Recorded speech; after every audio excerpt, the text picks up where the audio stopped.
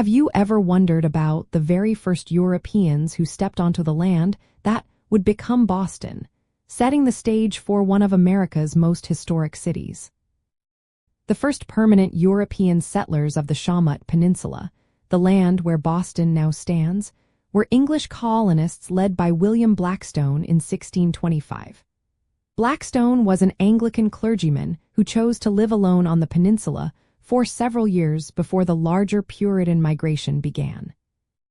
The core reason Blackstone settled there was to escape the growing rigidness and conflict within the Plymouth colony, seeking solitude and a place where he could practice his beliefs without interference. He found the Shawmut Peninsula to be an ideal spot, boasting fresh water springs from a place now known as Boston Common, and a strategic location that offered both fertile land and protection. When the Great Migration of Puritans arrived in 1630, led by Governor John Winthrop, they initially struggled in Charlestown due to a lack of fresh water.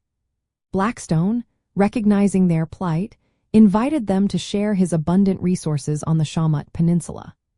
This crucial invitation prevented potential disaster for the fledgling Puritan settlement, offering them the stability they desperately needed.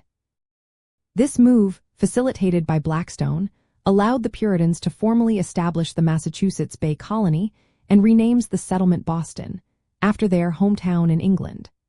Blackstone later sold his land to the Puritans, retaining a small plot for himself, before eventually moving further south to Rhode Island, again seeking greater religious freedom and a quieter life.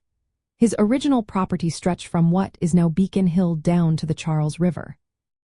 Understanding Blackstone's initial, solitary settlement, and his later invitation to the Puritans, helps us appreciate the blend of individual spirit and community need that characterized early colonial life. It highlights how a single individual's foresight and generosity played a pivotal role in the very founding of Boston, shaping its early character and securing its future as a vital center in the New World.